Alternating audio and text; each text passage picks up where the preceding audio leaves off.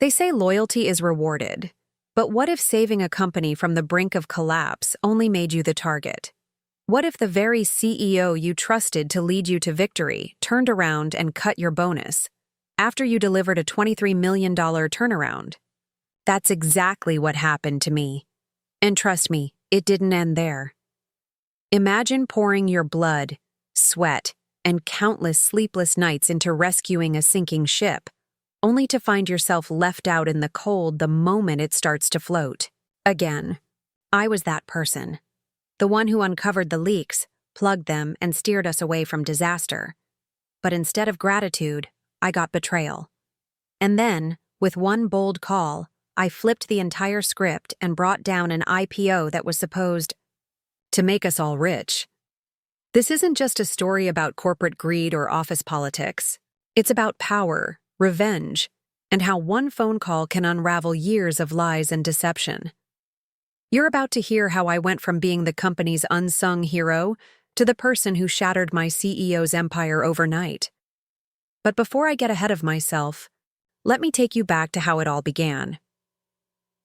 At the time, I was a senior financial analyst at Vistara Tech, a mid-sized software company with a promising name but a struggling heart. The company had big dreams of becoming a tech giant, going public, and shaking up the industry. But the reality on the ground was far from that vision. The CEO, a man named Nathaniel Cross, was a master of charisma. He could sell a dream better than anyone. Investors loved him. The board ate out of his hand. Yet behind the scenes, things weren't adding up. Revenues were slipping, debts were piling, and every month seemed darker than the last. The company was hemorrhaging money. I had joined Vistara Tech because I believed in the promise of innovation and in working with a team that valued integrity. I wasn't naive.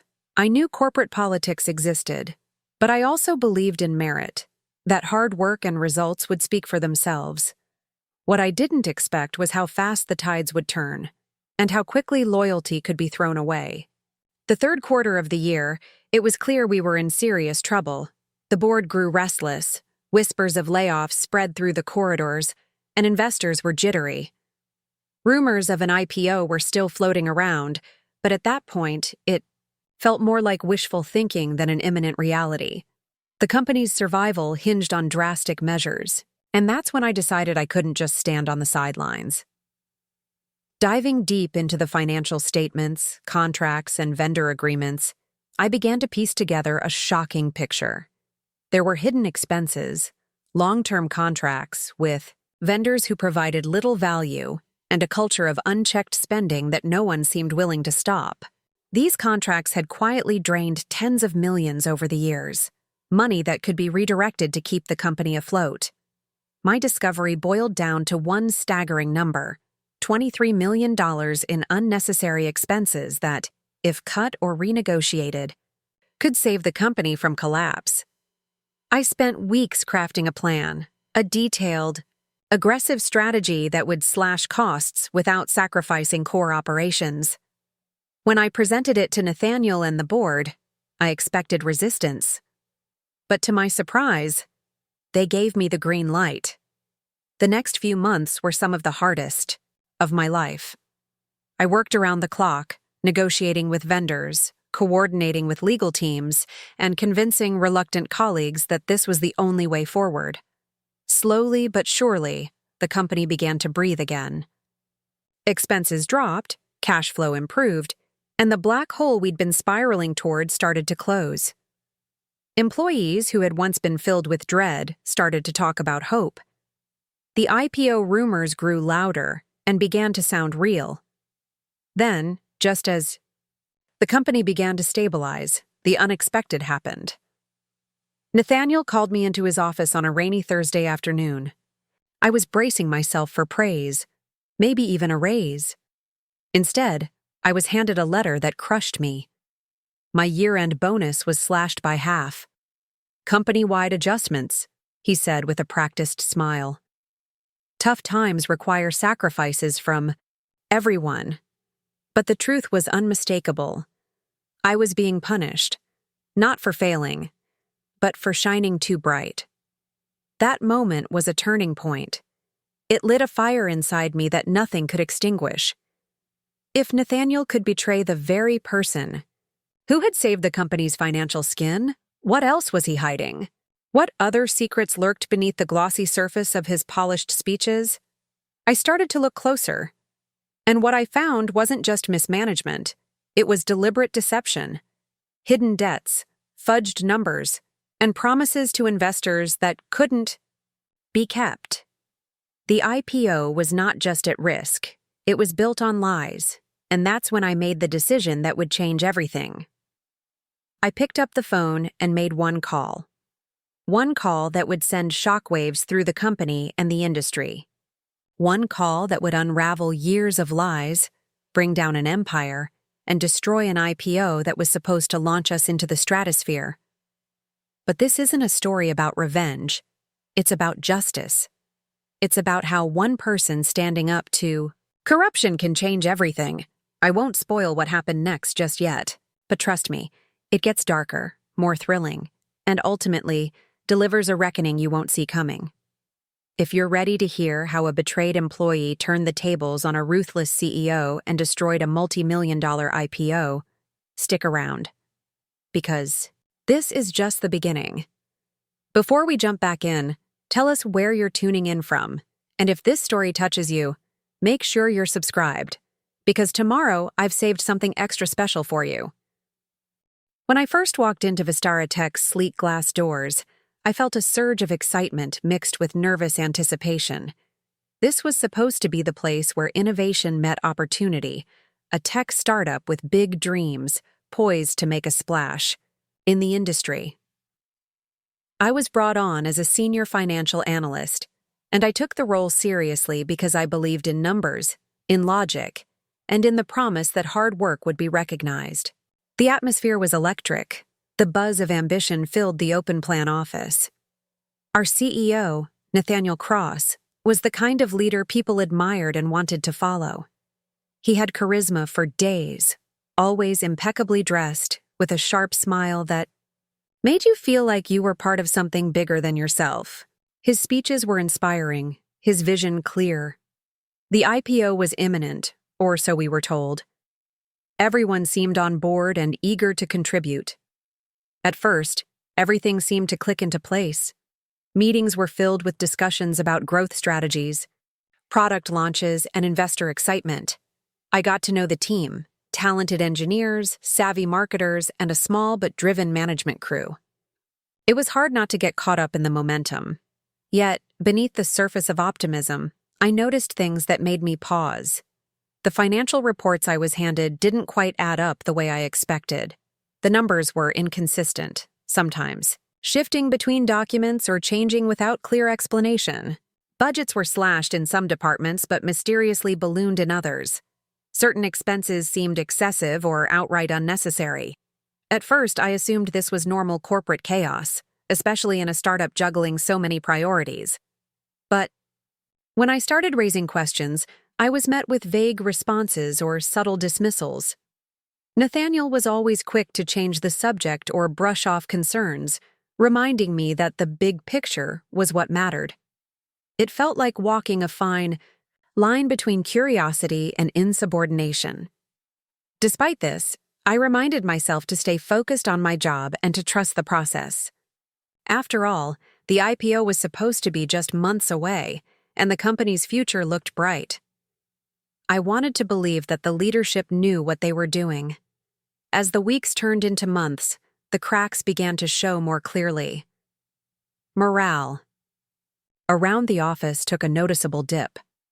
The early excitement gave way to stress and uncertainty. Deadlines were missed, key projects stalled, and rumors of layoffs started to circulate like a dark cloud. The atmosphere that once hummed with energy now felt heavy and tense. Nathaniel's charisma, which had initially been reassuring, started to feel like a mask hiding something much darker. I overheard hushed conversations between colleagues, quiet complaints about poor management, talks of internal power struggles, and fears that the IPO was more smoke and mirrors than a solid plan. Despite my growing doubts, I remained committed to doing my part. I wanted to help turn things around, not contribute to the negativity. I doubled down on my work, diving deeper into the financial records. I spent countless hours poring over ledgers, contracts, and invoices, trying to make sense of the tangled web. I reached out to department heads for explanations, sometimes getting more questions than answers. Slowly but surely, I began to map out the true financial landscape of the company, and what I found was alarming. Hidden fees, overlapping vendor contracts, and wasteful spending were draining millions. It was a mess that no one seemed willing or able to fix. Even more troubling was the culture of silence. Employees were afraid to speak up.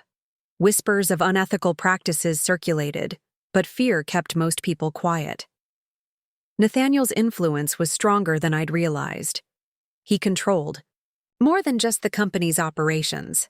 He controlled the narrative, friendships, and even fears. Anyone who questioned him risked being sidelined or worse. The closer I got to the truth, the more I understood the stakes. This wasn't just about numbers on a spreadsheet. This was about survival, about exposing a system built on deception that threatened everyone involved. Still, I was cautious. I knew I needed indisputable proof before making any waves.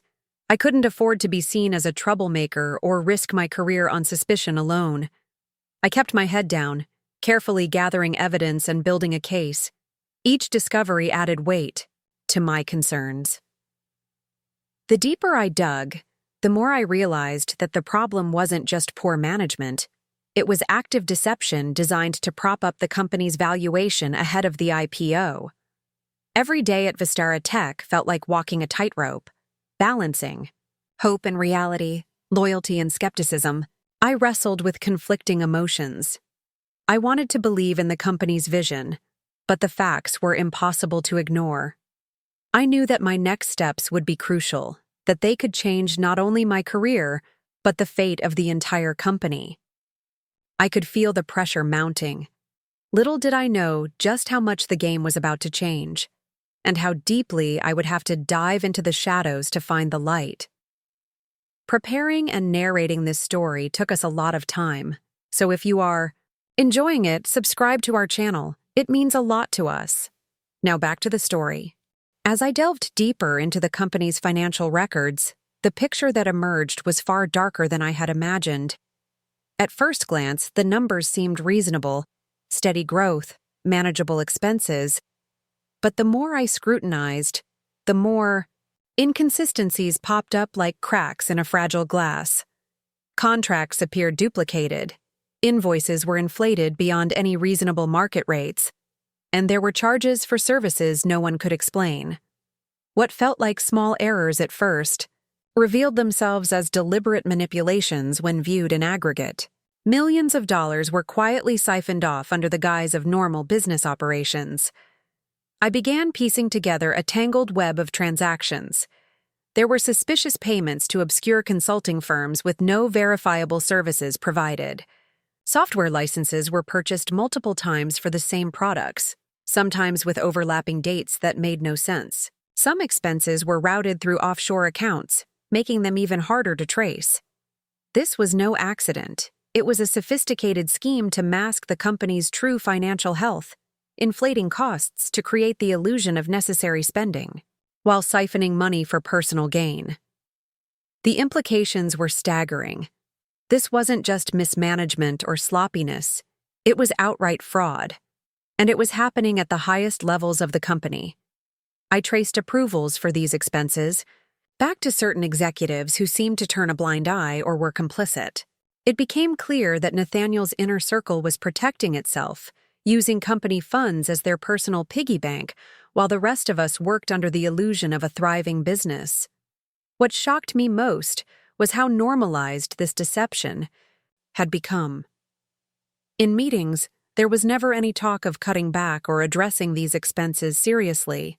Instead, the narrative pushed by leadership was all about growth and ambition, about the inevitable IPO that would reward all our hard work. Yet behind the scenes, those same leaders quietly defended the wasteful spending as strategic investments or necessary evils to keep investors confident. I began to see how the company's entire future was being built on a foundation of lies. Even more troubling was the impact on the employees. Morale was already fragile, but the financial chaos made things worse. Departments were cut back or reorganized at a whim, often without explanation. Many colleagues confided in me their fears about layoffs and the uncertainty hanging over us, like a storm cloud. The culture of silence was suffocating. Anyone who dared speak up risked retaliation. People who raised concerns disappeared from the office or were suddenly reassigned. It was a clear message: keep quiet or leave. Despite the danger, I felt a growing responsibility to expose the truth. This wasn't just about the company's survival. It was about protecting the livelihoods of hundreds of employees who deserved honesty and respect. I started quietly gathering evidence, cross-referencing invoices, and documenting suspicious transactions. I worked late nights compiling reports, knowing that every page I printed could be a ticking time bomb. I reached out to a handful of trusted colleagues, forming a small circle of allies who shared my concern. Together, we tried to piece together the full scope of the problem, all while keeping our efforts hidden from those who might try to silence us. It became clear to me that confronting Nathaniel directly would be dangerous and likely futile without overwhelming proof. He was too skilled at deflecting questions and controlling the narrative. But I also knew I couldn't wait. The IPO was drawing closer by the day, and every moment that passed without action meant more damage being done. I felt the weight of urgency crushing down on me, yet I had to remain careful. One wrong move could cost me everything. As I dug further, I discovered that the company's external auditors had been given incomplete or misleading information. Reports had been doctored to gloss over these massive hidden expenses. This revelation confirmed my worst fears. The IPO was based on fraudulent financials. Investors were being misled, and the consequences could be catastrophic.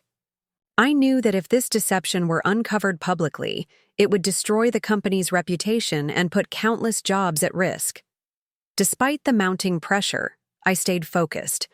I believed in the power of truth and accountability, and I was determined to find a way to bring this to light responsibly. My plan began to take shape. First, solidify the evidence. Then, figure out the safest way to expose what was really going on without jeopardizing the innocent employees who depended on this company. It was a high-stakes game with no room for error, but I was ready to take the risk. Each day, the tension in the office grew thicker.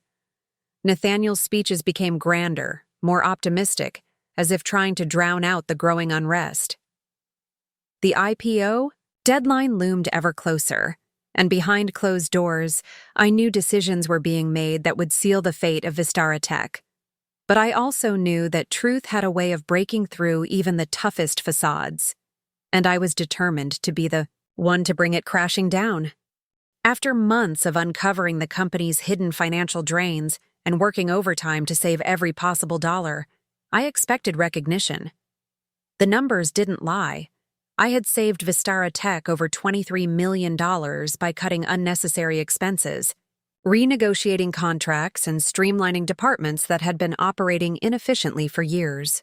I had stayed late nights, sacrificed weekends, and even skipped family events to make sure the company stayed afloat. My bonus should have reflected that effort. I thought the leadership would acknowledge the critical role I had played in turning the ship around. But when the bonus letters arrived, my heart sank. Mine was slashed drastically. I was given a fraction of what I had been promised, and even that amount was delivered with a cold and vague explanation. Due to market uncertainties and company-wide austerity measures, the official email read, bonuses have been adjusted accordingly. It was a slap in the face, a bitter pill to swallow. The company was preparing to launch its IPO and wanted to present a picture of financial strength, but here I was, punished for saving millions of dollars. It was more than unfair. It was personal.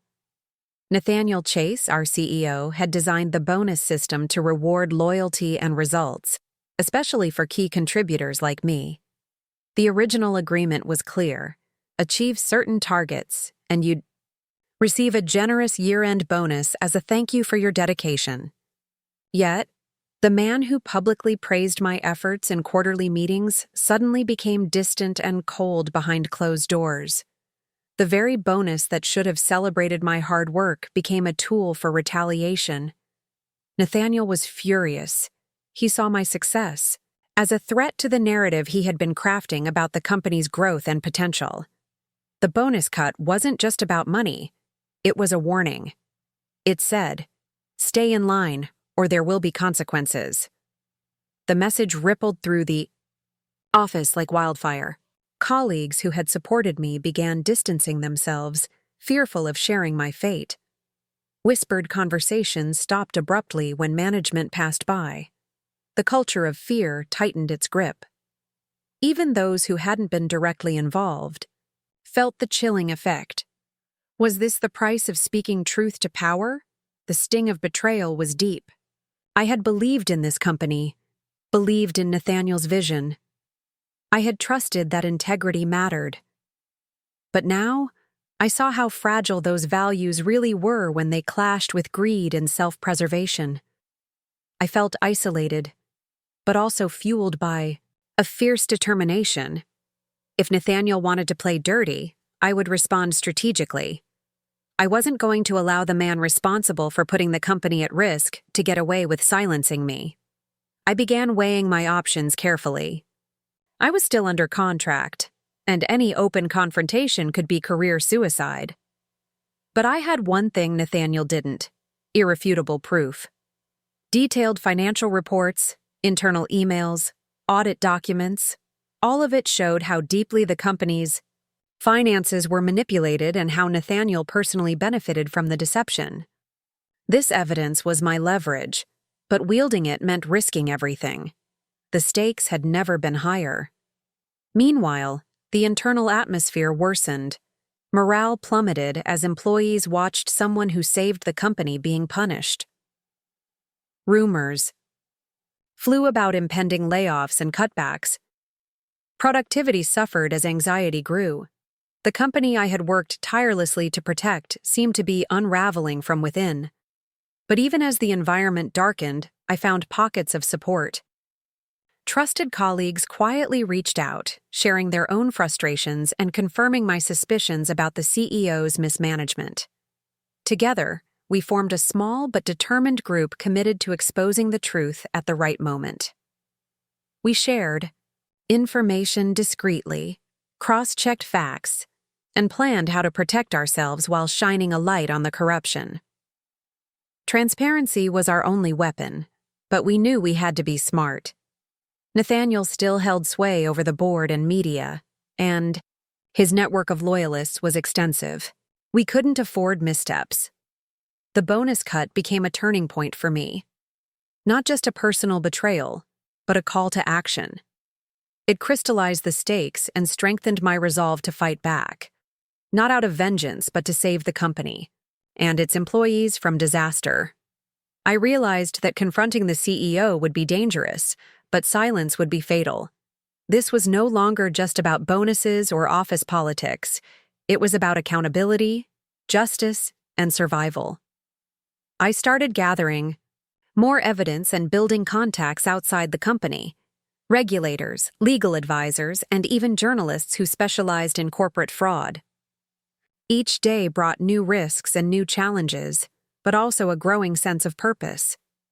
The road ahead was uncertain and fraught with danger, but I was ready to take it. The company's IPO was fast approaching, and the world needed to know what really lay beneath the surface. After the devastating blow of having my bonus slashed despite saving Vistara Tech millions, I knew I needed to be strategic. I couldn't just storm into the CEO's office or confront him publicly. That would be career suicide.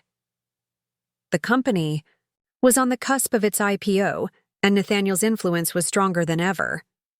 But I had one advantage: a discreet contact I had developed months earlier. someone embedded deep in the financial world and connected to one of the top investment firms seriously considering backing Vistara Tech's public offering. The call was scheduled for a late evening. I remember sitting alone in my small apartment, the hum of the city lights faint through the window as I rehearsed what I was about to say. Every nerve in my body was tense, knowing the magnitude of what I was risking. Finally, I dialed the number.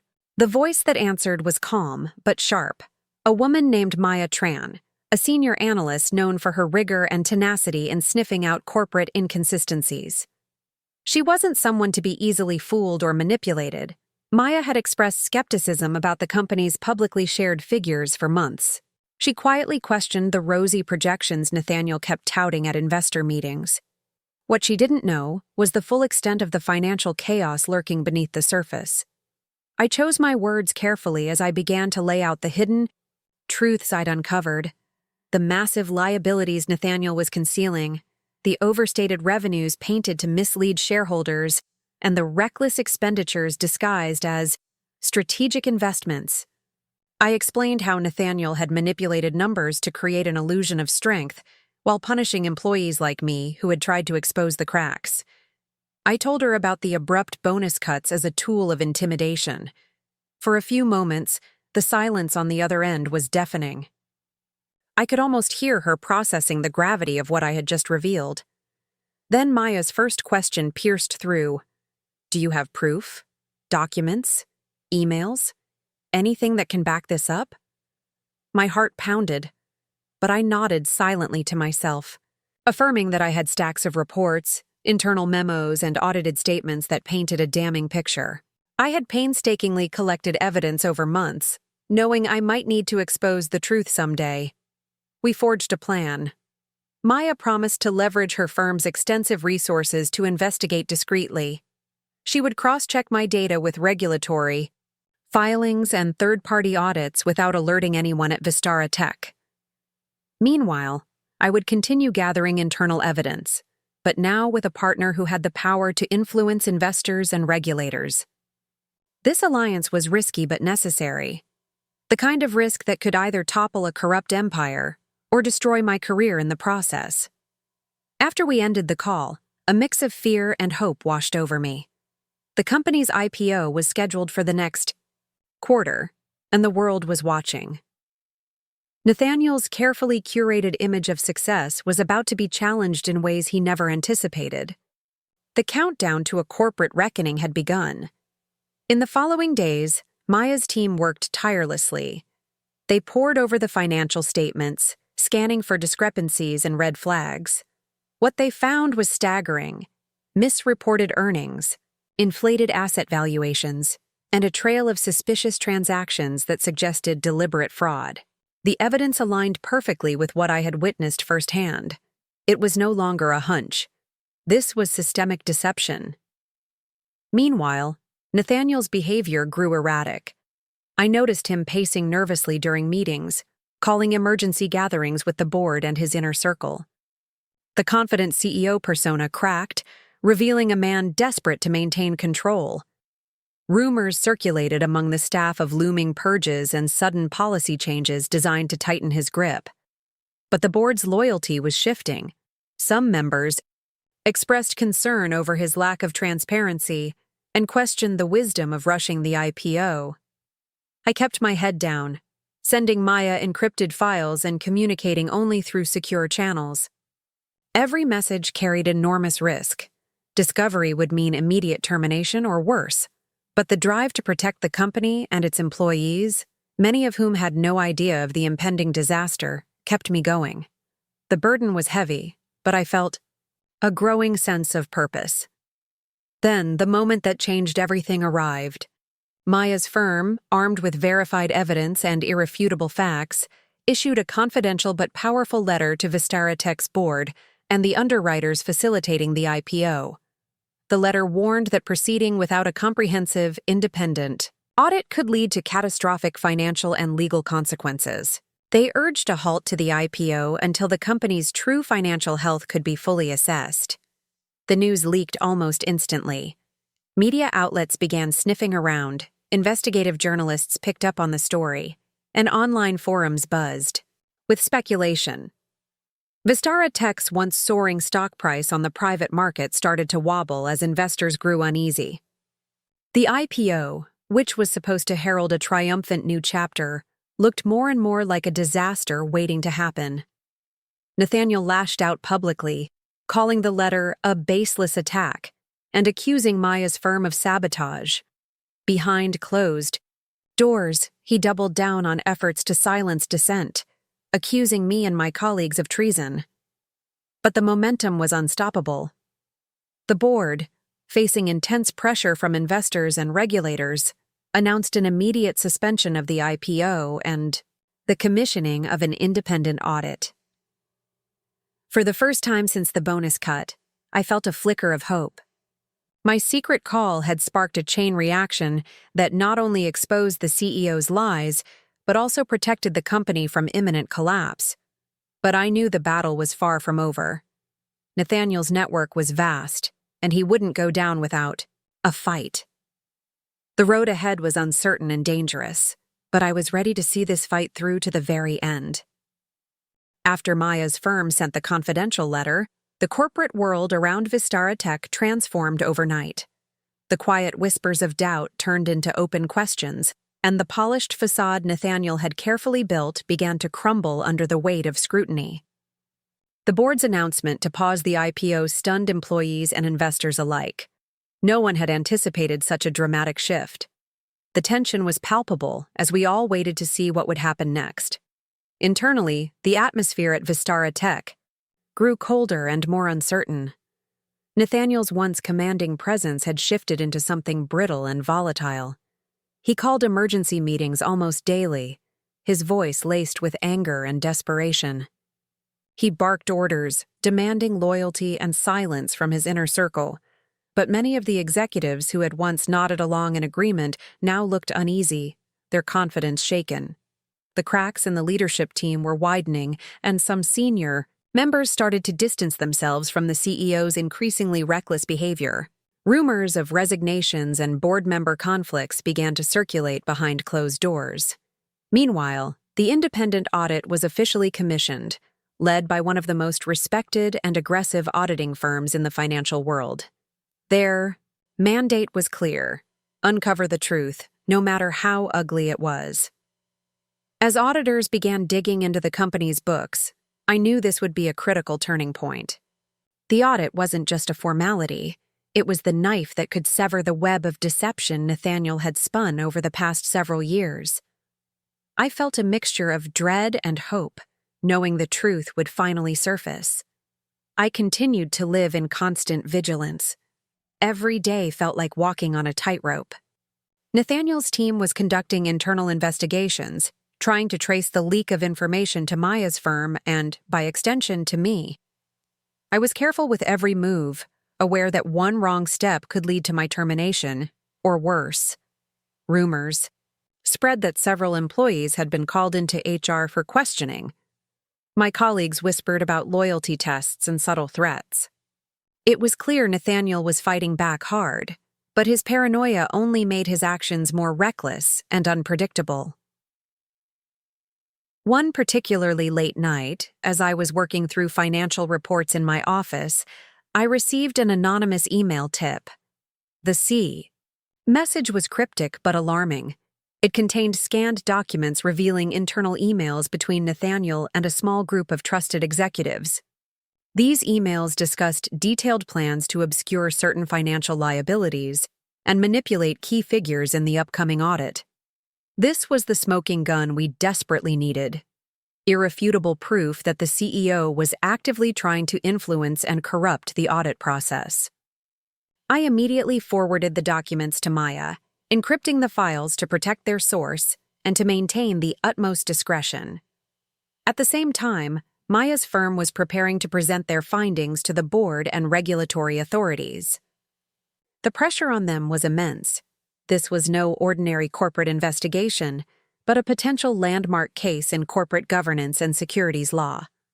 Maya reached out to me frequently for additional details and clarifications, and our collaboration deepened. We formed a tight, trusted alliance, two whistleblowers determined to bring down a corrupt empire. The board, once seemingly loyal to Nathaniel, started convening in secret. Several members were furious that they had been kept in the dark about the CEO's misconduct and questioned their own due diligence. Heated debates unfolded on whether to remove him immediately or wait for the audit results. It was clear trust had been irreparably damaged, and the company's future was hanging by a thread.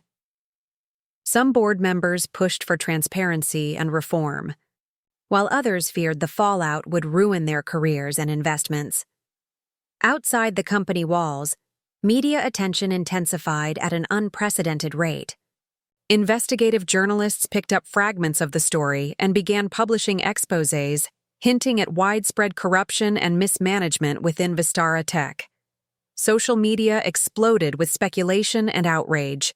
Investors demanded transparency, accountability, and the resignation of Nathaniel. The carefully crafted narrative of an innovative, thriving tech company was publicly dismantled piece by piece. During this chaotic period, I made a difficult and risky decision. Knowing that Nathaniel's influence might still block justice internally, I reached out confidentially to a regulatory authority specializing in securities fraud. I prepared a detailed report based on all the evidence I had gathered and the findings from the audit once they became available. It was a gamble, exposing myself as a whistleblower, risking retaliation and legal battles, but I felt compelled to ensure the truth would come to light, no matter the personal cost. Days later, the audit report was delivered to the board and regulatory bodies. The findings were devastating. A systematic pattern of financial manipulation involving billions of dollars, misrepresented earnings, inflated assets, and concealed liabilities. The report confirmed everything Maya and I had suspected, exposing Nathaniel's reckless and fraudulent leadership in stark detail. The board immediately voted to suspend Nathaniel indefinitely pending further investigation, effectively removing him from power and freezing his influence. For me, the moment was bittersweet. The company I had dedicated years of hard work to was saved from financial disaster, but at a great personal cost. I was no longer just an employee. I had become a key player in a high-stakes corporate battle that would be remembered for years. The fallout would continue for months, perhaps years, but the most important thing was clear. Justice was being served, and Vistara Tech had a fighting chance to rebuild with honesty and integrity. As I sat alone in my office that evening, reflecting on everything that had transpired, I realized how a single secret call had ignited a chain reaction that changed everything.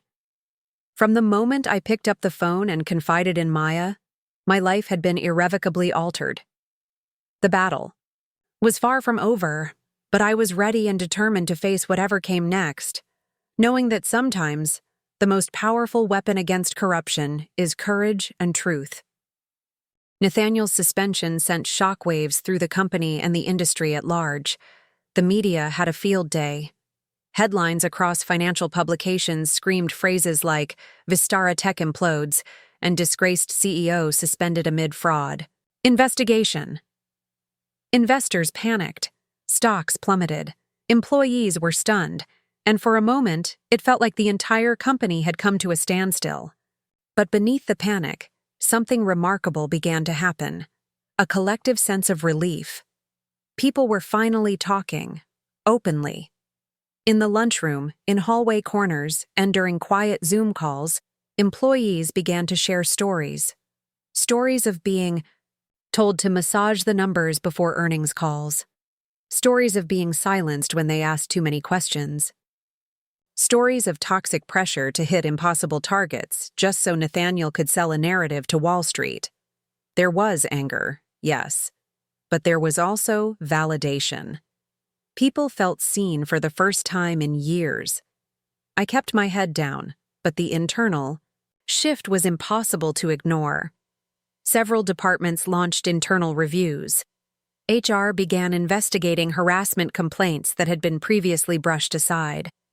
People who had once felt isolated in their concerns were now emboldened by the scandal's fallout. One by one, the truth emerged from the shadows.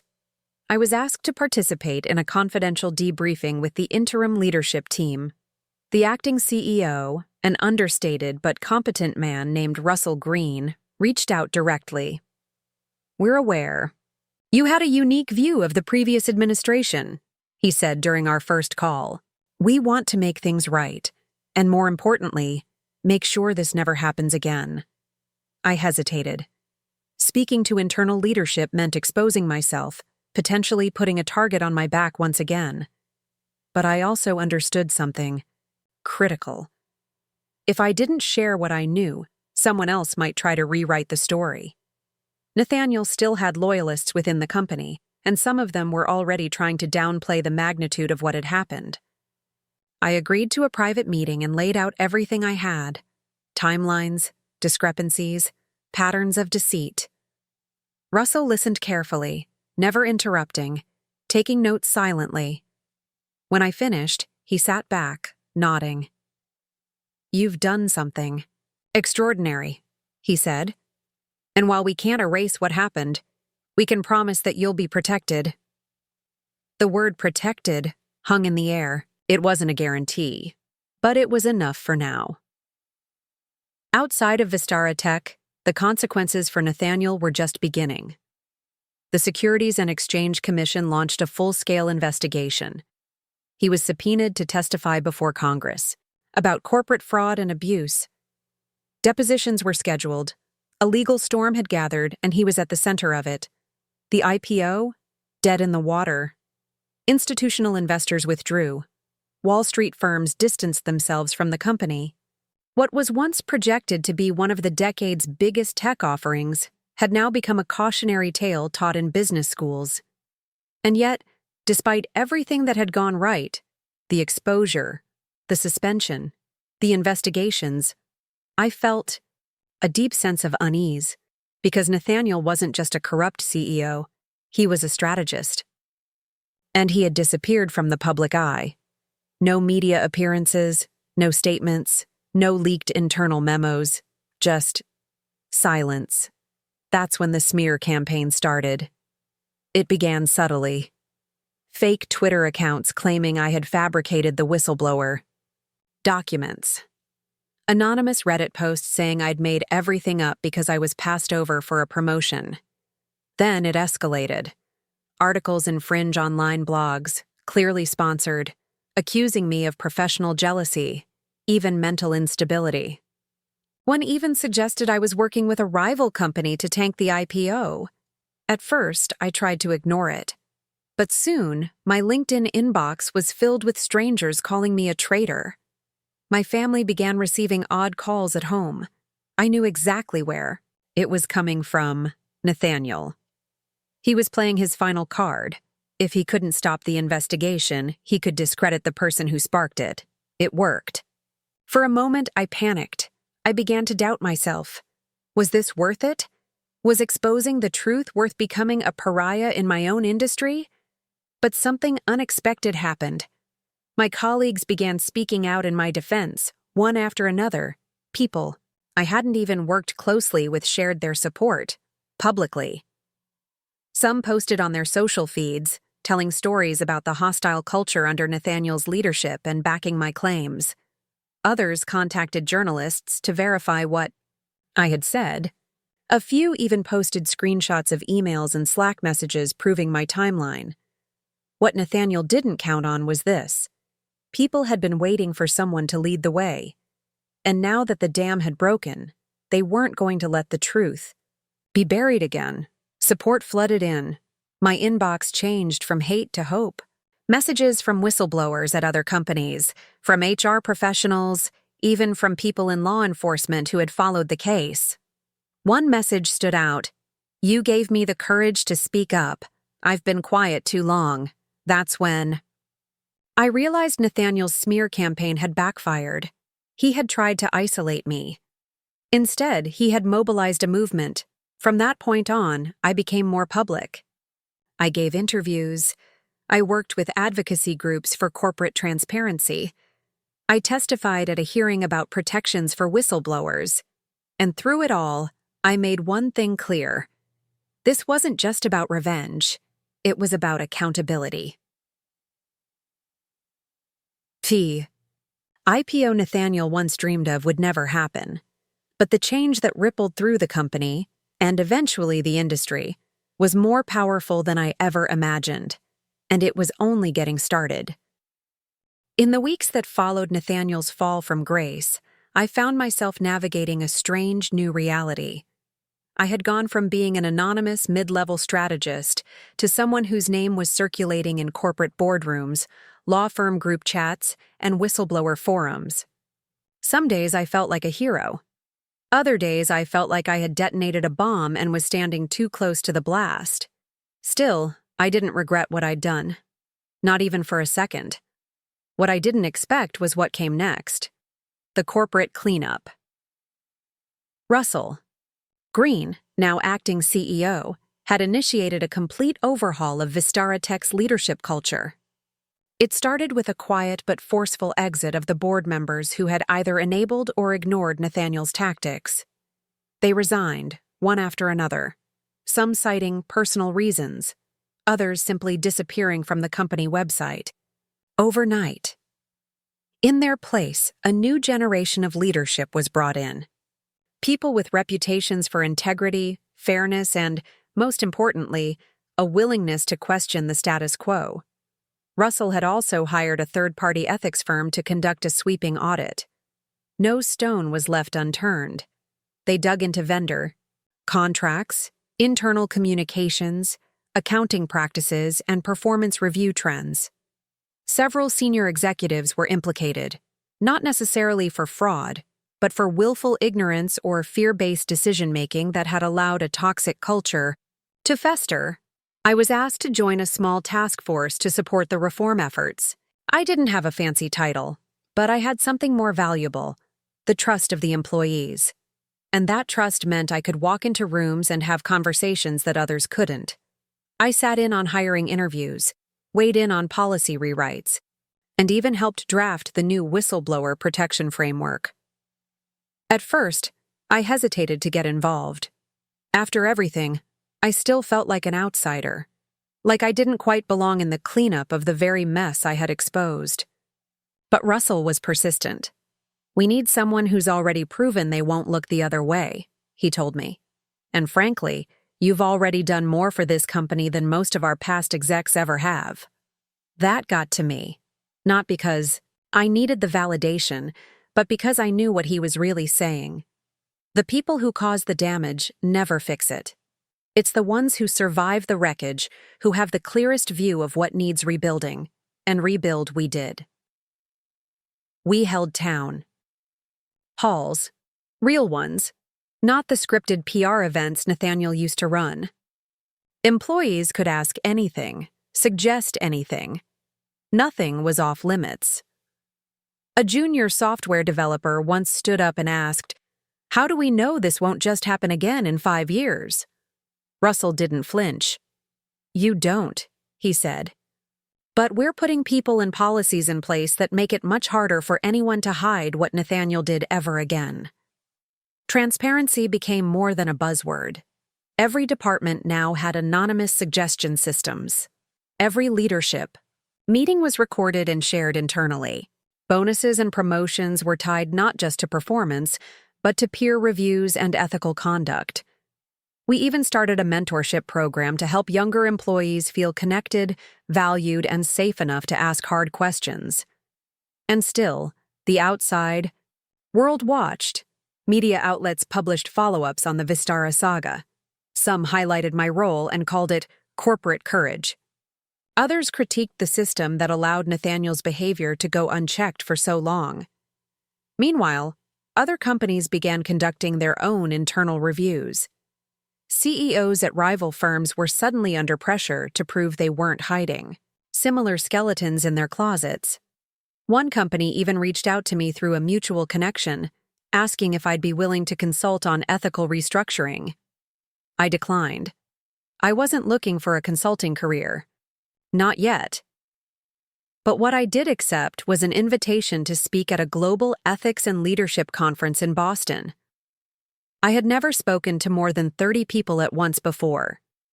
This would be over 1,000 industry professionals, executives, HR, leads, compliance officers, even legal experts. When I took the stage, my hands were trembling, but I knew what I wanted to say. I talked about truth, about the cost of silence, about how loyalty to a toxic boss isn't loyalty at all. It's complicity. And I ended with this.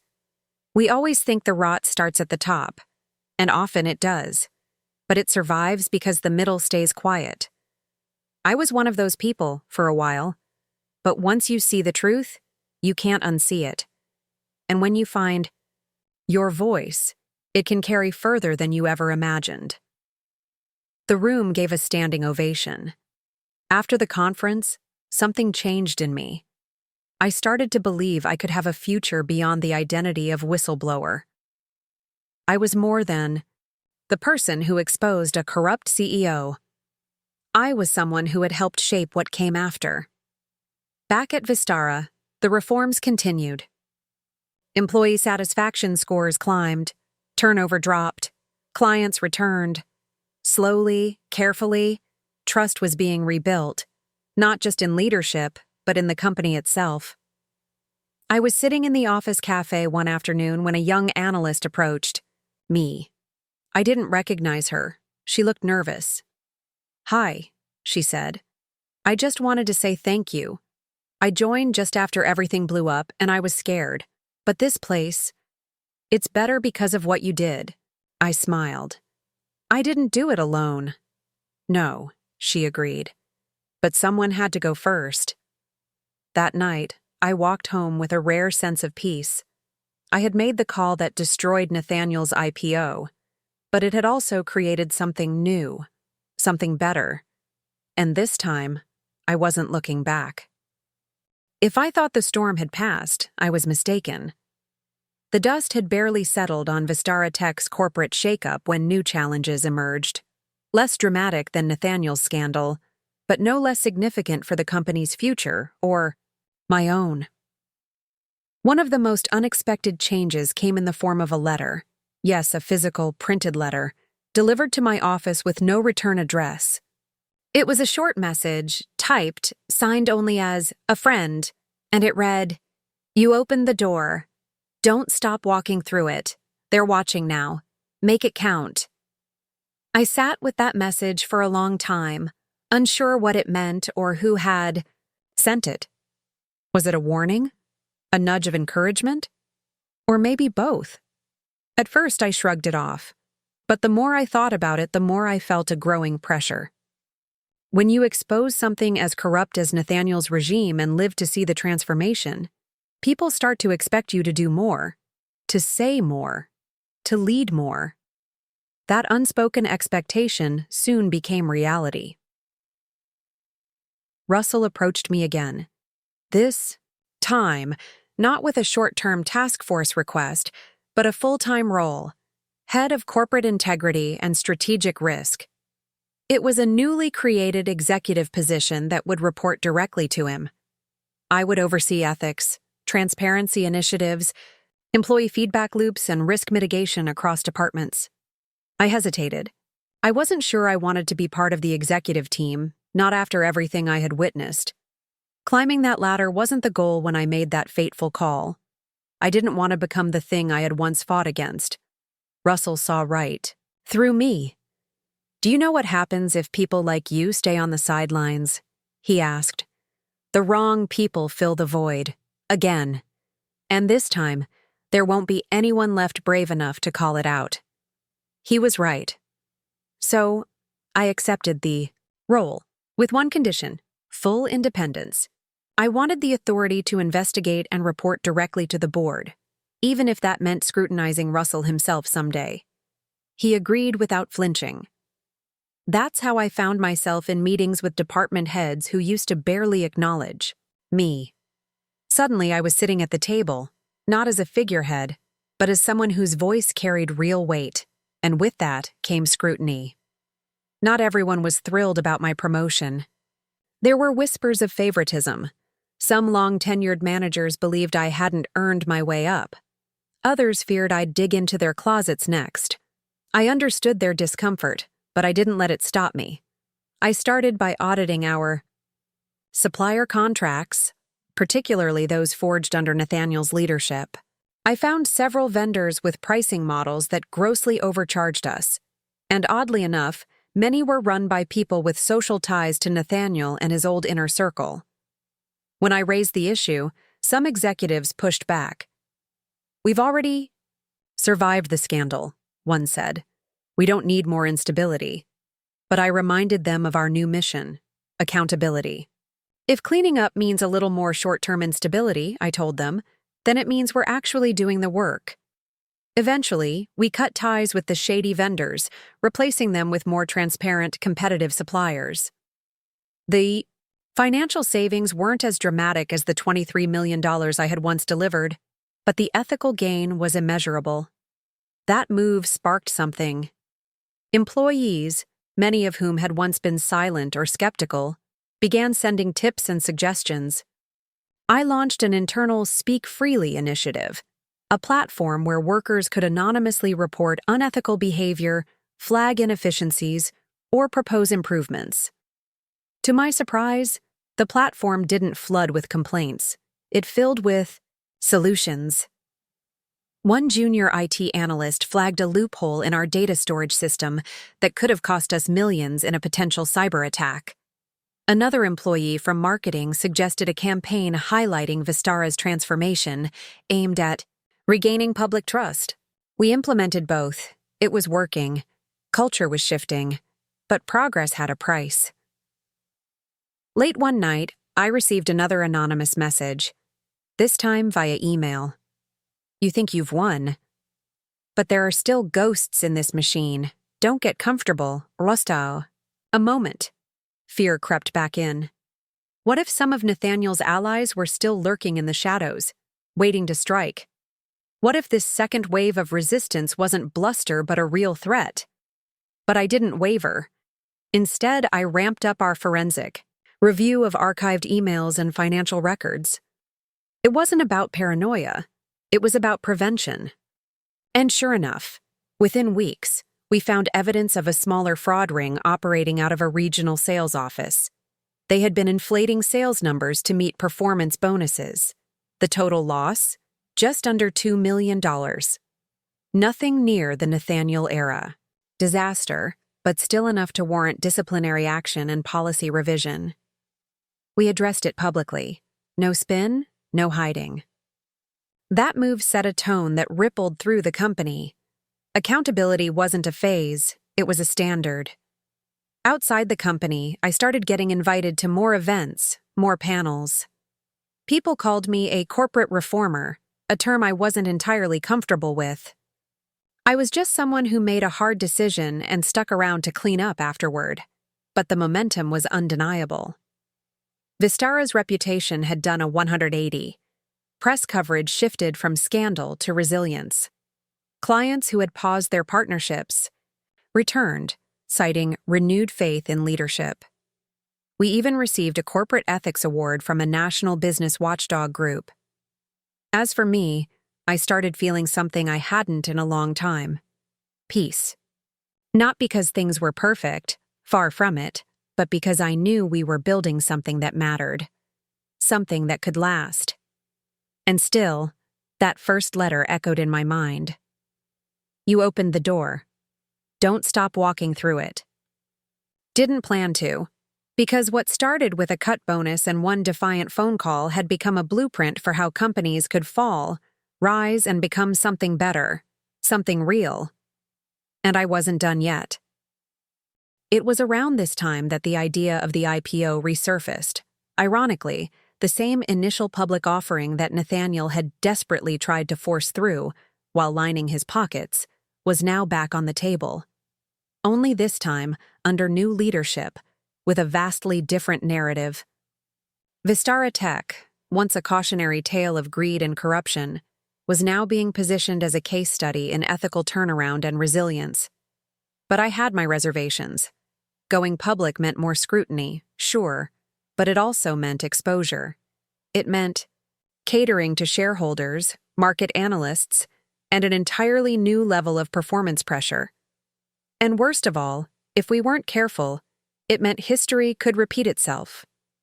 Only this time, more quietly. I brought up my concerns to Russell during one of our weekly meetings. "I know what you're thinking," he said before I could finish my sentence. "That we'll lose the soul of what we've rebuilt." I nodded. "We've made real progress. But all of that can be undone if we let outside money influence us the wrong way." Russell leaned forward, hands clasped. "That's why we need people like you leading the conversation from inside.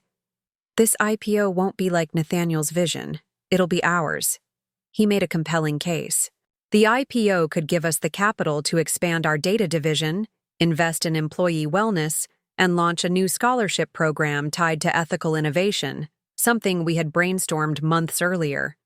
But still, I needed assurances, so I drafted a new internal policy, a pre-IPO integrity mandate.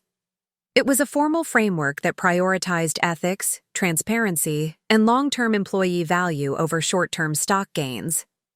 It included mandatory third-party audits, employee stock ownership options, and a public ethics scorecard updated quarterly. To my surprise, the board didn't just approve it, they embraced it. "This," one of the directors said, "is exactly what will make us different." And for a moment, I believed it. The press certainly did. Financial publications started calling us the Redemption IPO, and industry insiders referred to Vistara as a unicorn with a conscience. But not everyone was cheering us on. In the weeks leading up to our roadshow presentations, strange things started happening. Our internal server crashed twice in 1 week. Both times, IT traced the issue to a foreign IP address that bypassed firewall protocols. Then, a series of phishing attempts targeted employees across finance and legal teams. We managed to shut them down quickly, but it was clear someone was probing for weakness. I raised the alarm and called for a full cybersecurity audit. That's when we discovered something even more troubling: a backdoor entry point coded into our infrastructure nearly a year ago. It had been dormant until now. Immediately, I thought of Nathaniel. Was it possible he, or someone loyal to him, had left behind digital footprints to sabotage us later? Or perhaps this was the ghost in the machine the anonymous message had warned about months ago. Either way, we couldn't ignore it. We delayed our IPO announcement by 3 weeks, giving our cybersecurity team time to clean house and rebuild our digital defenses from the ground up. It was a painful decision, financially and reputationally, but a necessary one. Of course, the delay didn't go unnoticed. Rumors began circulating that Vistara had lost its momentum.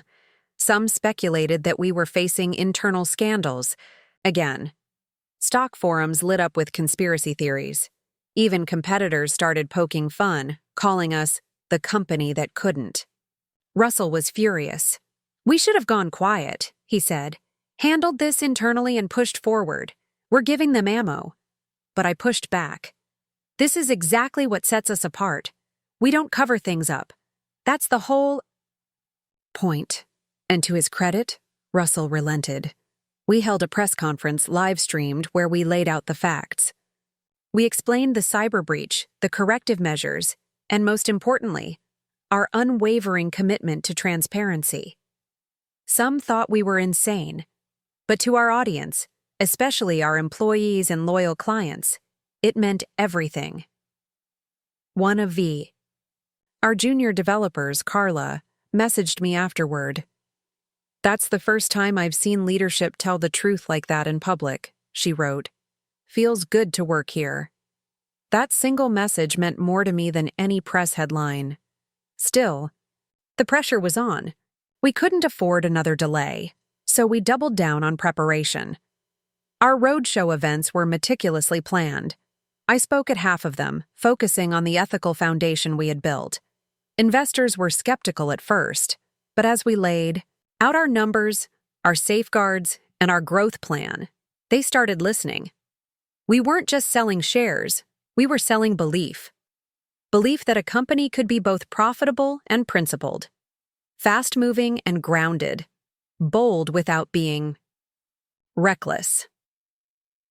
2 weeks before our new IPO date, we received word. The Securities and Exchange Commission had finalized the last round of approvals. We were clear to proceed, and yet, I felt uneasy. Something in my gut told me this wasn't the end of the story. Not yet. That's when an anonymous email dropped into my inbox. "Careful," it read. "The IPO isn't the only thing someone wants to crash. Watch your six." I stared at the screen for a long time. Who was watching me?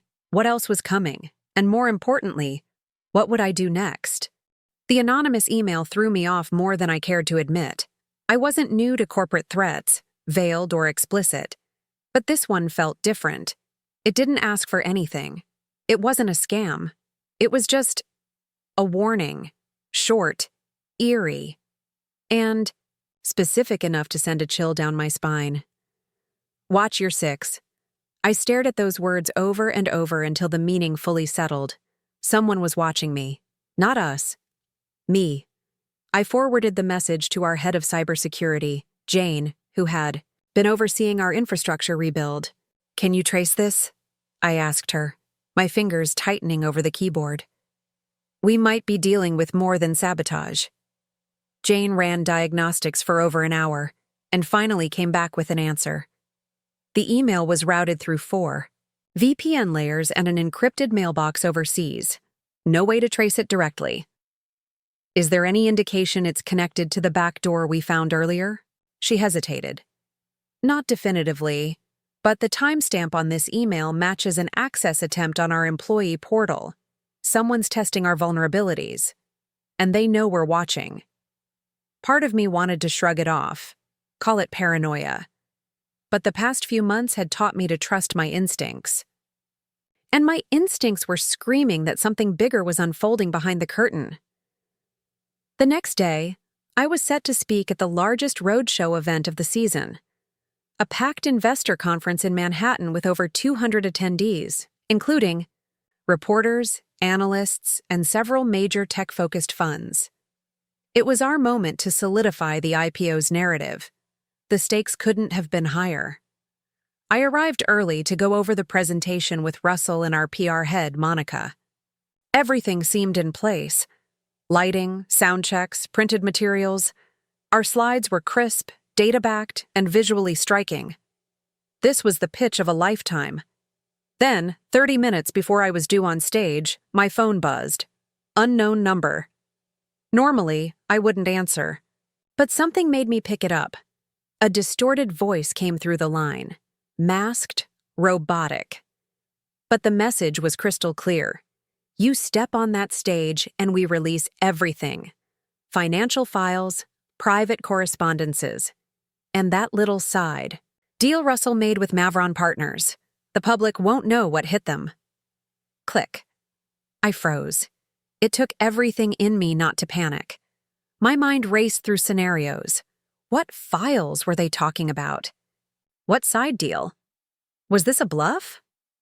I rushed to find Russell, who was reviewing his remarks backstage. "Does the name Mavron Partners mean anything to you?" I asked, trying to keep my voice steady. He blinked. "Yeah. We had early-stage conversations last quarter. They offered to underwrite part of the IPO, but their terms were shady. I turned them down." I narrowed my eyes. "Then why would someone threaten to leak a deal you supposedly rejected?" Russell's expression shifted. "Because we didn't put it in writing." He rubbed the back of his neck. "I told them it wasn't going to work, but I never formally ended the discussion. They might have interpreted that as interest. So they're holding it over your head. Maybe. Or maybe someone inside leaked the negotiations and is making it look worse than it was." Suddenly, it all clicked. The cyber breach, the email, the anonymous call. It wasn't just revenge, it was leverage. Someone didn't want us to go public. Or they wanted to control how and when we did. I had 10 minutes to make a decision.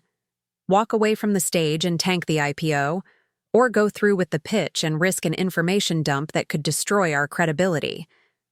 But then, I remembered something my mentor once told me. When they try to bury you in fear, speak the truth louder. I turned to Monica.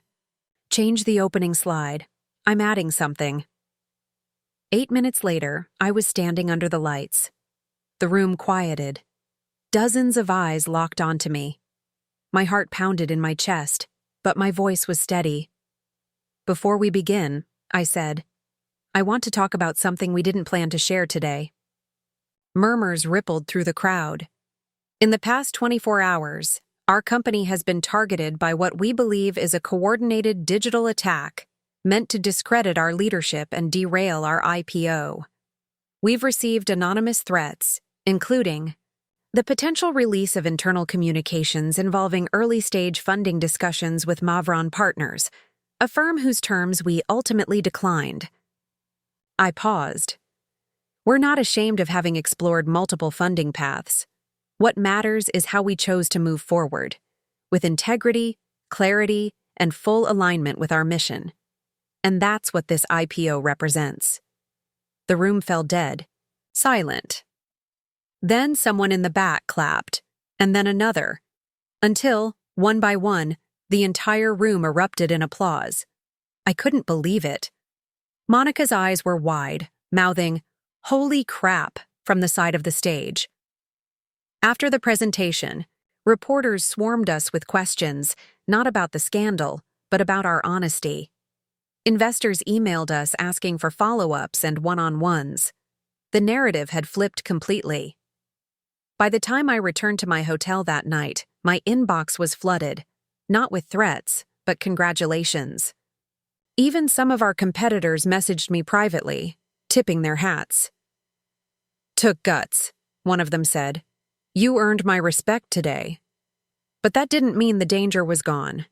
Jane texted me at 2 a.m. with an alert. There was another access attempt, this time deeper. Into our investor database. This wasn't over. Not yet. And if I was going to protect what we had built, I had to take the fight to whoever was still lurking in the shadows. The morning after the roadshow, I walked into the office with a sense of fragile triumph. We'd won the crowd, sure. But something about that night's attempted breach unsettled me. This wasn't just a competitor playing dirty. This was surgical, personal, and relentless. Jane met me at the door with a grave look. We need to talk. She ushered me into a side room and pulled up her laptop.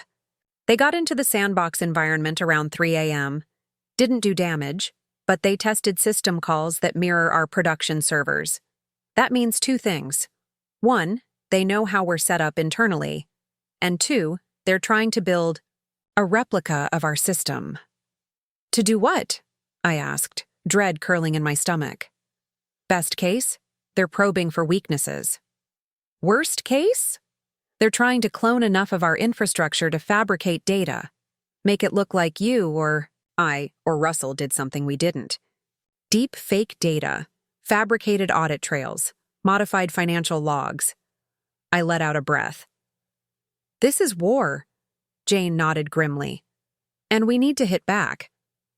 Over the past few weeks, she and her team had quietly started cataloging all IP access attempts, time-stamped breach logs, and metadata surrounding the attacks. Now, she wanted to go offensive. Not to retaliate maliciously, but to trace this thing to its root. You remember that consultant we worked with during the Leighton breach 3 years ago? Rajiv Singh? She said. Yeah, from CipherTrack? He owes me a favor.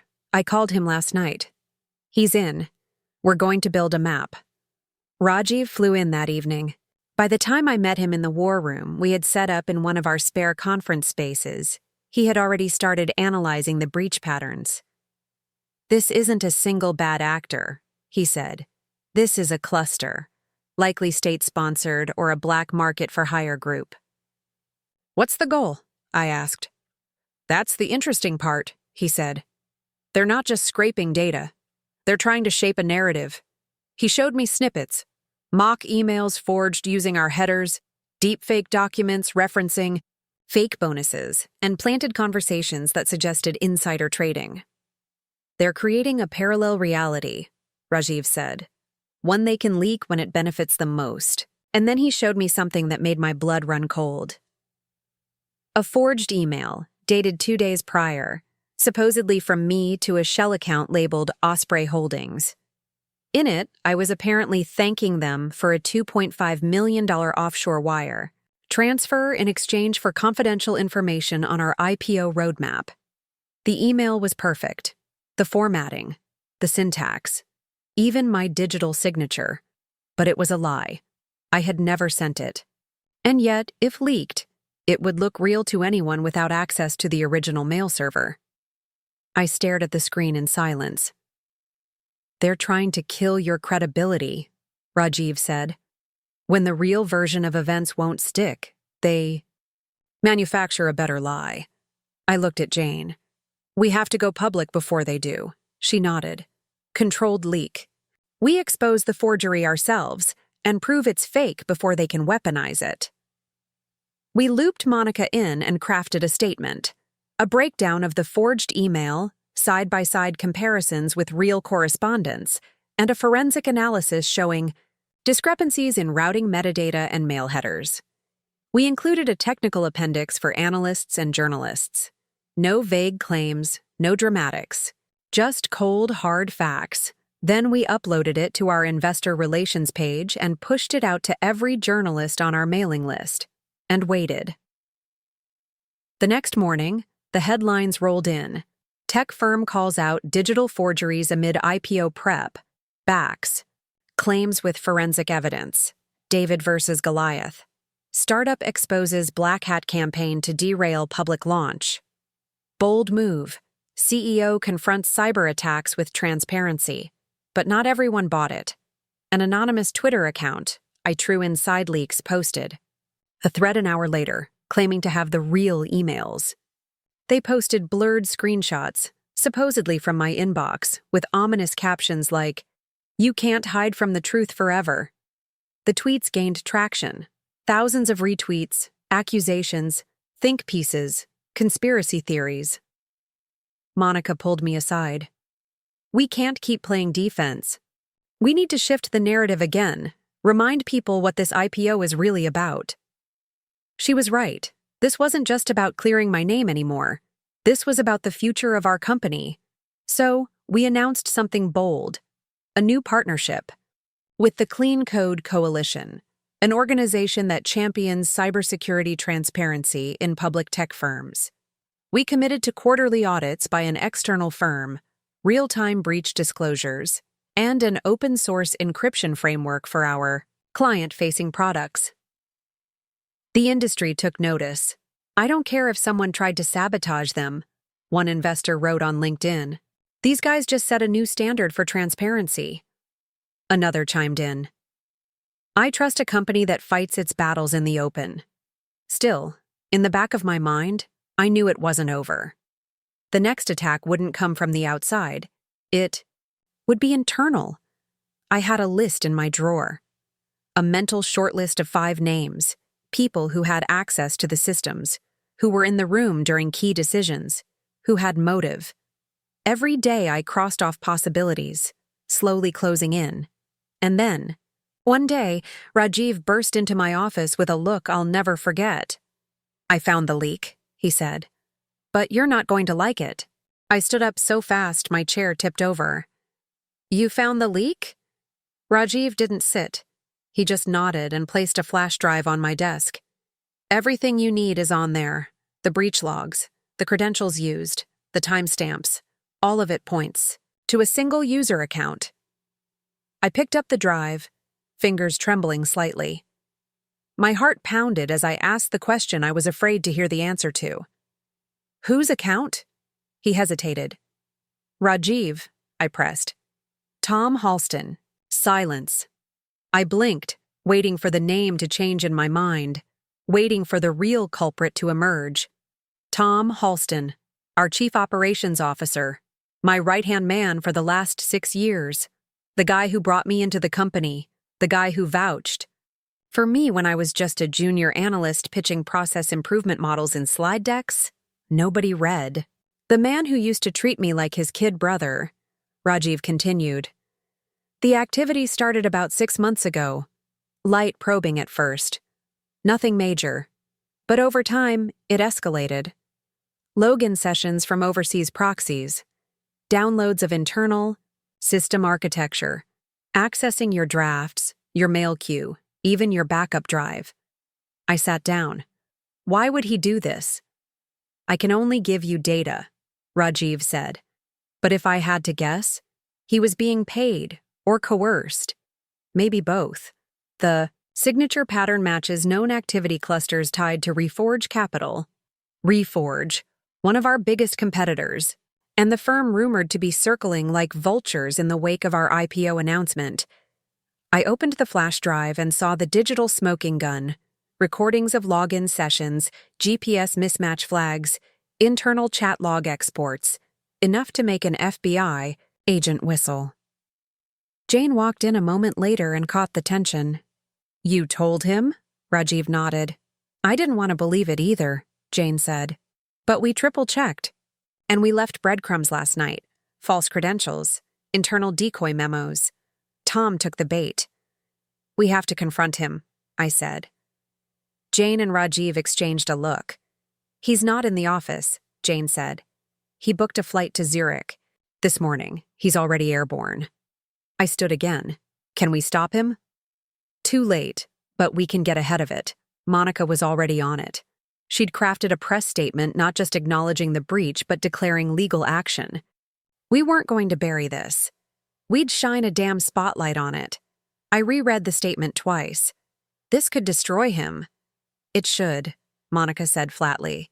He didn't just betray you. He risked the jobs of 120 employees. He sold out every customer who trusted us. We sent the statement out, and within hours, the media storm reignited. But this time, we were steering the wheel. Tech exec exposed as insider saboteur in IPO scandal. Startup turns the tables, reveals. Mole links to rival firm. From COO to trader. What drove Halston to undermine his own team? The internet did what it always does. Speculated, twisted, argued, and dissected. But the one thing nobody could argue was the receipts. We had them all. Tom tried to post a rebuttal from what appeared to be a hotel lounge in Luxembourg. He claimed innocence, blamed hackers, and called our data falsified garbage. But he didn't know what we knew. Jane had recorded a live session from Tom's computer weeks earlier. Screen activity showing him accessing fake documents we had planted. Him opening files labeled Staff Layoff Contingency Plan and IPO Undervaluation Strategy, both carefully crafted traps. Metadata embedded in those files time-stamped the moment he read them and even flagged the exact IP address he used. Rajiv uploaded the screen recording, complete with narration. It went viral. You can lie with words, he said in the video, but you can't lie with math. We sent everything to the SEC, and then something unexpected happened. Instead of tanking our IPO, the scandal fueled it. Investors rallied behind us. They saw resilience. They saw accountability. They saw a team willing to burn bridges to stand on truth. One fund manager tweeted, "If these guys handle fraud this well, imagine how they'll handle market volatility." The IPO, originally projected at a 1.2B valuation, surged in interest. Analysts adjusted their outlook. The buzz became too loud for anyone to ignore. And then, a call came in from Senator Molina's office. She wanted to meet. Jane and I flew to D.C. that weekend and sat down with her chief of staff. They were drafting a new cybersecurity reform bill and wanted our help. Testimony, advisory roles, the works. Your experience, she said, could help shape protections for every tech startup entering the public space. That night, Jane raised a glass of whiskey in our hotel bar. to getting stabbed in the back and still managing to win the race. I chuckled, the weight of the past few months pressing against my chest. I don't know if it feels like winning yet. It will, she said. Wait until the board hears what we did. I paused. You think they'll even survive this? Jane looked me dead in the eyes. That's the part you still don't see. This wasn't just Tom. The board knew. Or at least, some of them. That realization settled like lead in my stomach. The mole may be gone. But the rot? It was deeper. And the next step wasn't about celebration. It was about purging everything that had festered in the shadows. I didn't sleep that night. Jane's words played on loop in my head. Some of the board knew. If that was true, and I had no reason to doubt her, then we weren't just dealing with one snake. We were dealing with a den, and I was about to walk into it. The board meeting was set for Monday morning. Just the thought of it made my stomach churn. It was our first meeting since the announcement about Tom and the leak. I wasn't sure what to expect. Would they come in angry? Defensive? Or play dumb and hope it all blew over? I was ready for any of it. Jane and Monica sat on either side of me as the Zoom meeting connected. It was a hybrid setup. 2 members in New York, 1 dialing in from Tokyo, the rest scattered across time zones. I stared at the rows of faces, trying to read them like cards at a poker table. Let's begin, said Harold from New York, adjusting his tie. Before we dive into IPO timelines, I think we need to address the situation regarding Mr. Halston. Jane leaned forward. You mean the criminal sabotage that nearly derailed this entire company? There was a pause. Harold cleared his throat. Yes, that. Obviously, disappointing news, but it seems you acted swiftly. We applaud that. I didn't say anything at first. I waited, watched. Then I clicked a button and began sharing my screen. Before we go any further, I want to walk you through something. Slide 1, a timeline of events leading up to the breach. Slide 2, access logs and forged documents tied to Tom's account. Slide 3, the bait files, how he was caught. Slide 4, a financial trail, a quiet deposit of $2 million into a Luxembourg-based account linked to a shell corporation, the board murmured. A few raised eyebrows. One of them, Sylvia, leaned in. Where did that trail come from? I kept my voice steady.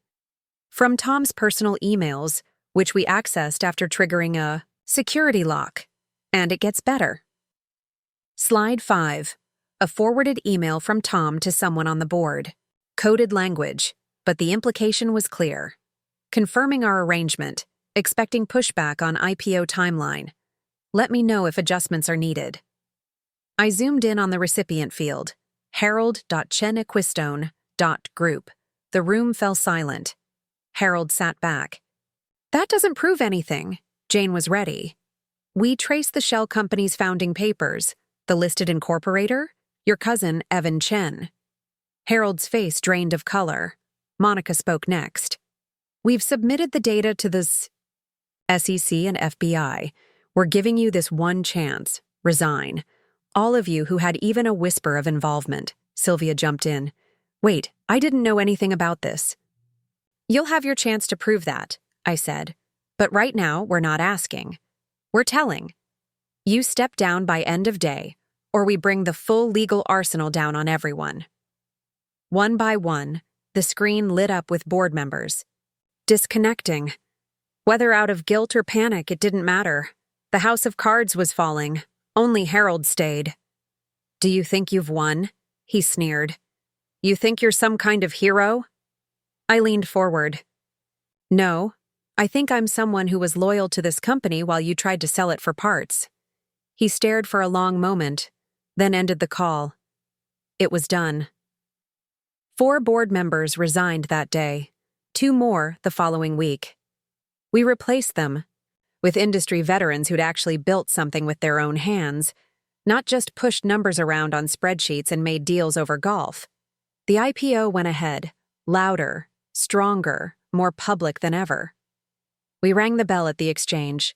In early October, I stood there, flanked by Jane and Monica, both of them grinning ear to ear as the confetti rained down. Our valuation topped $1.8 billion by the end of the first trading day. But the victory wasn't just in the numbers. It was in the culture. We saved. The people who stayed believed in what we were building. They knew we'd bled for it, and that made all the difference. In the weeks that followed, we rolled out a new policy: full transparency on executive bonuses, equity options based on team performance, and a whistleblower protection program directly tied to the CEO's office. If someone ever tried to pull another stunt like Tom's, they'd be caught before they even finished typing the first line of sabotage. Still, I couldn't help but think about how close we came to losing it all. One betrayal. One arrogant executive who thought he could play God behind the scenes. And a board too greedy or too blind to stop him. I spent that weekend at my sister's place, helping her fix her broken fence and letting my niece pour glitter all over my sneakers. "You look tired," my sister said. "I feel tired," I replied. "But you did it. You got justice." I nodded. "Yeah, but there's still one more thing I have to do." She looked at me curiously. And I smiled, thinking of the final card I had yet to play. The sun was barely up when I arrived at the Federal Building downtown. The streets were quiet, just the way I liked them before something big. I walked in through the marble entrance, passed through security, and took the elevator up to the 18th floor, Office of Corporate Crimes Division. I had an appointment, and I wasn't coming empty-handed. A leather folder rested under my arm, neatly packed with the final set of documents: emails, bank transfers, encrypted messages, and perhaps the most damning evidence of all, a voice recording. It had taken weeks to get it. Jane had quietly pulled it from an off-site archive where Tom had once used a company-issued phone to leave a message for Harold. It was short, blunt. "You promised the bonus would clear before the Q2 report. Don't screw this up. If marketing gets wind, we stall the IPO. That's the deal." He named Harold, mentioned Sylvia, even hinted at a former regulator who had been paid off to look the other way. I'd been sitting on it. Not out of fear, out of strategy, because I didn't just want Tom to lose his job, or Harold to step down quietly. I wanted them banned, blacklisted, barred from ever crawling back into another company, another board seat, another corrupt opportunity to bleed people dry. The FBI agent waiting for me, Agent Morales, greeted me with a firm handshake and a knowing look. We'd met before briefly back when Jane first opened the file. "This everything?" she asked. I nodded. "That's the final nail." She flipped through the contents, her eyes scanning quickly. "You realize once we move forward with this, it won't be private anymore. Their names, their crimes, it'll all come out." "I'm counting on it." She didn't smile, but I could tell she approved. After an hour of questions, signatures, and procedural formality, I walked out of the building feeling 10 pounds lighter. Like I'd finally laid to rest a part of me that had been carrying this weight for months, maybe even years. I took a deep breath and looked up at the skyline. And for the first time in a long time, I felt proud again. Not because I destroyed someone, but because I protected something worth fighting for. A few weeks later, the headlines broke. Former tech execs under federal investigation for fraud, conspiracy, and insider trading. Names splashed across every major outlet: Tom Halston, Harold Chen, Sylvia Rose, and 2 others, lesser known but equally culpable. The news didn't just shake the tech world, it reverberated across Wall Street. Suddenly, due diligence wasn't just a formality, it was a demand. Venture capitalists started paying attention to culture again, not just numbers. And companies, especially startups, began rethinking the unchecked power they handed to executives behind closed doors. As for me, I got offers, plenty of them. Other companies impressed with how I handled the fallout. Investors wanting to bring me on as an advisor.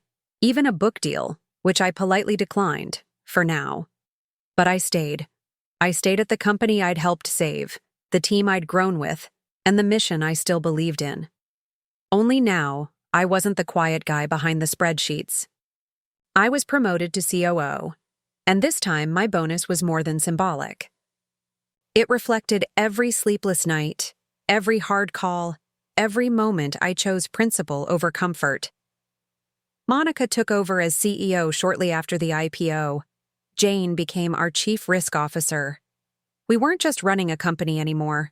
We were rebuilding trust internally and externally. Every new hire, every vendor we partnered with, every decision we made was filtered through a simple question. Does this align with who we say we are? And if it didn't, we walked away, no matter the cost. I'd be lying if I said I never thought about revenge after Tom cut my bonus. That first night, rage kept me up. I wanted to hit back, hard and fast. But what I learned is this: real revenge, the kind that sticks, isn't about fire and fury. It's about outlasting them. It's about building something they can never touch again, something they can't buy or manipulate or hijack with one signature. It's about integrity. And when you have that, truly have it, people see it. They rally around it. They protect it. In the end, Tom and the board tried to play the short game: profits, control, deception. I played the long game, and I won. The final scene? A quiet dinner. Me, Monica, Jane, and a few of our closest team leads gathered around. A long wooden table at the same restaurant we used to sneak away to during those long product sprints. There were toasts, laughter, a few misty eyes. Toward the end, Monica raised her glass. To the one who saved us when we didn't even know we needed saving. I shook my head, humbled. I didn't save anyone. We did this, together. But deep down, I knew what she meant. Because that one phone call I made, the one that burned everything down, it also cleared the way for something better to rise. And that, more than any bonus, was worth it. Up next, you've got 2 more standout stories right on your screen. If this one hit the mark, you won't want to pass these up. Just click and check them out. And don't forget to subscribe and turn on the notification bell so you don't miss any upload from us.